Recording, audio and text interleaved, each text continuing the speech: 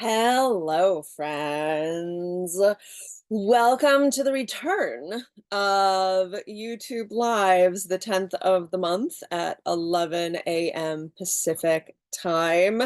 And we're starting off showing one of the things that is going to be different for this next year. And it's funny because at the um, 2 months ago, when my June and July were just going so sideways. I was feeling so bad about not being able to continue the lives as I had been doing. And when I was doing the some research and some cleanup of GroupTarot.com, I realized that what I had actually committed to last August when I started having a regular schedule and programming was the 10th of the month at 11 a.m. Pacific for 10 months. 10 wins. And so I was like quite literally living in that spell and intention that I had cast 10 months prior without even remembering it. Maybe some of you did, especially those who may have like binged all of the videos, but that um I found that very comforting. And as many of us struggle with being too hard on ourselves, that little bit of reminder was like, oh, okay, like, yay. Um, so the main difference of what's going to be happening for the next 10 months of lives on Grouped Arrows YouTube channel, like, subscribe, do all those things, please. It does help the algorithms. Um, is that it will be a mix of going live and being pre-recorded, but pre-recorded live. You're not gonna see me coming in and doing any of the like super fun edits that some of the YouTubers I love do because I just do not have the time nor inclination for that. And also because part of the intention of this channel is for you to get to know me and to get to know my style and how I work and how I communicate and how the cards speak with and through me. And I don't feel like editing does that any service. Like, anybody can edit things to look a certain way or come off a certain way or invoke, evoke emotions and reactions a certain way. And that's not what I'm about. That's not what Group Tarot is about. We're here, sitting, listening in the moment, listening to the space that is holding this live, watching the ant like walk across the top of my laptop. Like, this ant wants to be involved. Ants represent community, workers working collectively, working selflessly, the ability to carry. I can't remember exactly how much more than their body weight in this moment, but a huge amount more than their body weight. And I want you to be able to see and hear and feel and experience that. Um, as we did last year, it will be a mix of interviews with deck creators. I am super excited to have T-Thorn Coil on in September, talking about their new You Are the Spell Oracle that I'll do a little unboxing of at the end of this video, as well as Melisay Lucia, who has a new offering coming up. She and I believe, are chatting in November. December, we'll probably see a similar Mrs. Claus take over, because if you did not know, Mrs. Claus is also a cartomancer. Um, and if you have suggestions of people to interview or bring on, if you have a deck yourself that you want presented out in the world a little more, reach out.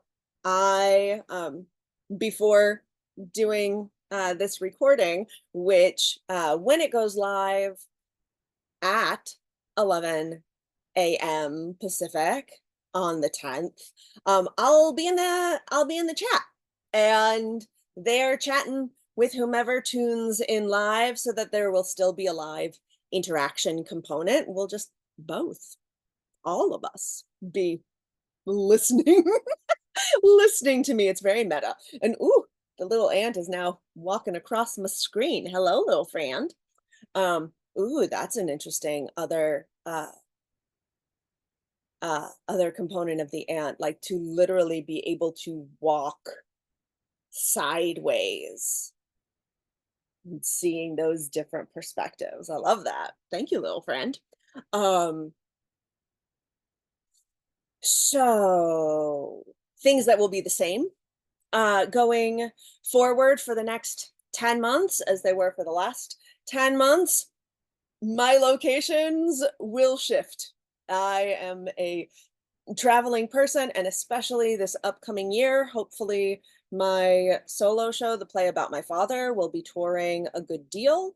And so who knows where I will be tuning in from. Maybe it will be in Portland, maybe it will be in New Mexico, maybe it will be in New Jersey or Kansas. Like, I am wide open.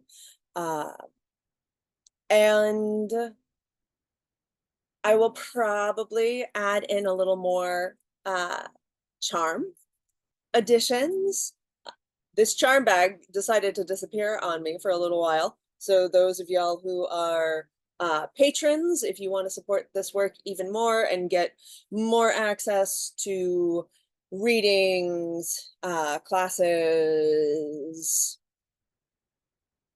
many different decks. I also like on my Patreon even more with card of the week, there's a lot of comparison, like how how how cards how the same card has different energy over different decks depending on the artist's intentions, as well as egregore building in a lot of ways, because with card of the week, like they they're steps and they build upon each other and they spiral around each other, and they how past messages connect and tie forward is really a beautiful spider web.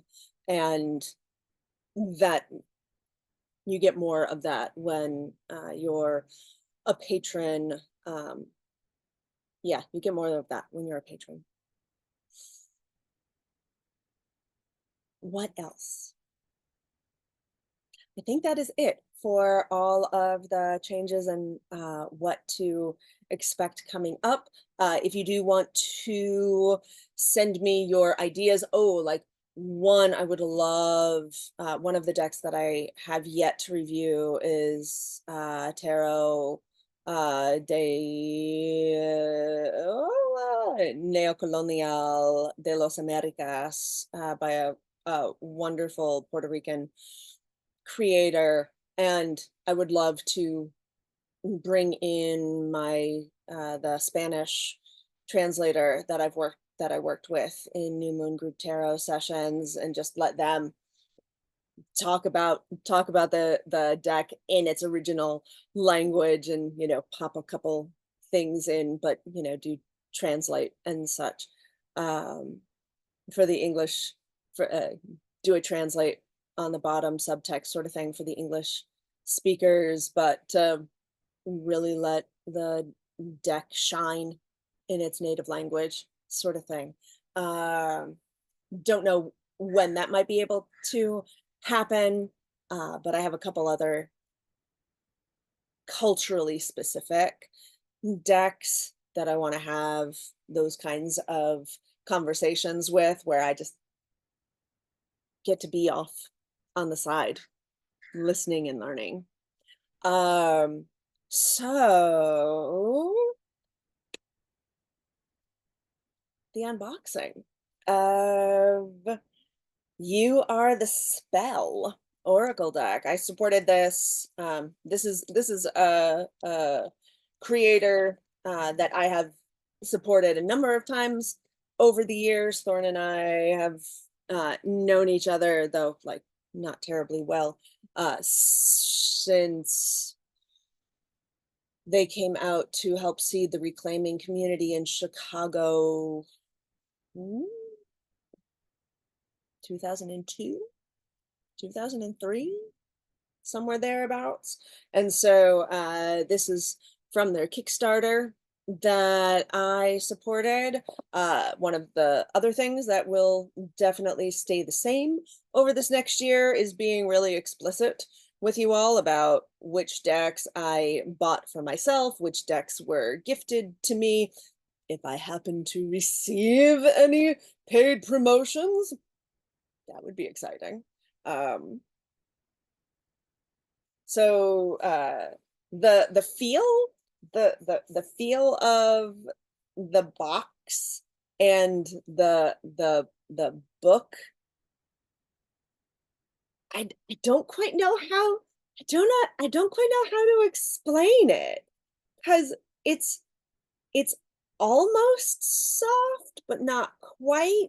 It's definitely not, it's not glossy, like it's not slippery. It has like a little bit of friction to it, and the little like dings and such on it, it got a little crumpled in the mail. The box it came in was like the uh the apparently the US post office or somewhere, some worker got, or some machine got a little crunchy with it.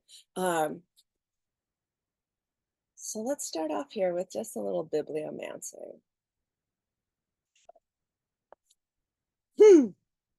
The ritual of manifestation. For this ritual, you will need an object that represents manifestation to you. Could be a bowl of berries, some money, a heart sculpture, a jar of honey, photo, or a piece of art. Let your intuition guide you. What a beautiful thing to pop up on this next season, like 2024, 2025. It's very theater season-esque cycle of Group Tarot's YouTube channel. The cards are a standard size. They fit well in my hands. I don't have terribly huge hands, not terribly small. They're pretty average. They have a nice bend to them. They shuffle pretty darn well. Riffle shuffle pretty darn well right out of the bat. Hand over hand shuffle quite nicely out of the back. They feel good. The edges of the edges of the cards are a little rough, but like not much. Mostly I say these things because I know there are a lot of folk out there that like the actual tactile feel of cards and feel of things is really important. Um, and on the bottom of the box, I am one with this place, this ecosystem, this city, this time. I am one with earth and sky. Yes, and I love that because these bodies of ours, these flesh and water sacks, we are a conduit between earth and sky. And that position that you see in the Magician card is one depiction of showing that pathway, that conduit, how we as humans are a connector. This box does not have the little finger things to make getting it out super easy. Um, and so, you know, it sticks a little bit as it's new, but that's so not a big deal. Uh,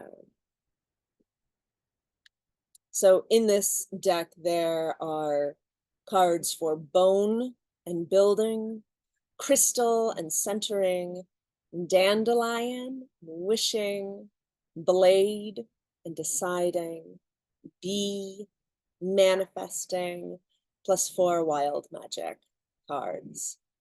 Cast yourself. You are the spell. And I personally, as someone who is also a theater practitioner, love the cast, just that word, because it has so many different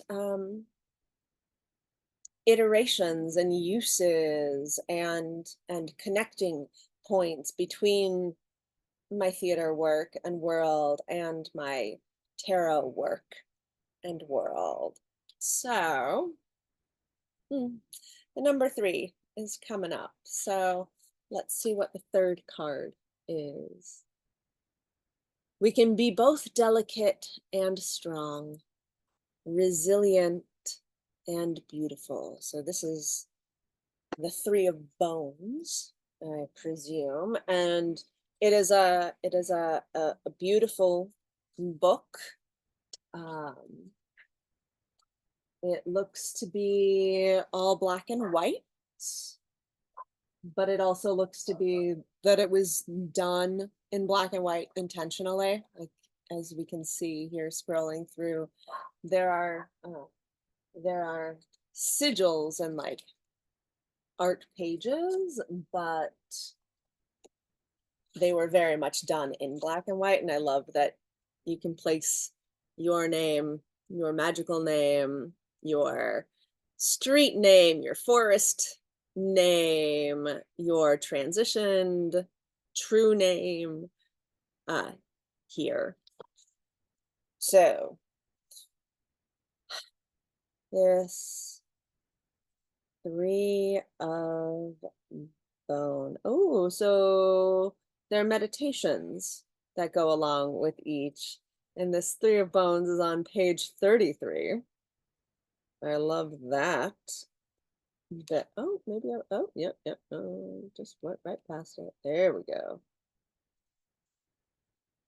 We can be both delicate and strong, resilient and beautiful. And I'm skimming through because I don't want to give away Thorne's paid for content uh, for free without asking their permission. But what I do feel comfortable telling you is that the meditation is 1 page long, and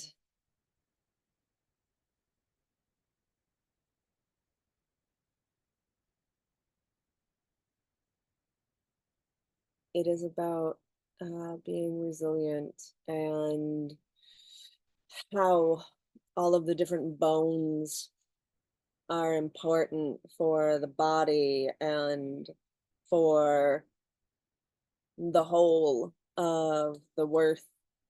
Hmm, that's an interesting slip of the tongue. What I was trying to say was the whole world, but worth slipped out instead. And of course, there is worth in all of the parts, not just the parts we like, nor just the parts we dislike. Secret parts, past, present, possible futures. So there will be much more of this when Thorne and I chat September 10th at 11 a.m. Pacific. I really hope I'm remembering that correctly. You know, I am going to do a quick I'm going to do a quick double check here because since healing up from my June 1st concussion, my brain has been interesting. Yes, that is what I have in my calendar. Yay, remembering correctly. So I do hope that you will tune in. I hope that you will email or comment with your ideas and decks and things that you would like to see more of over the next 10 months. And have a beautiful day.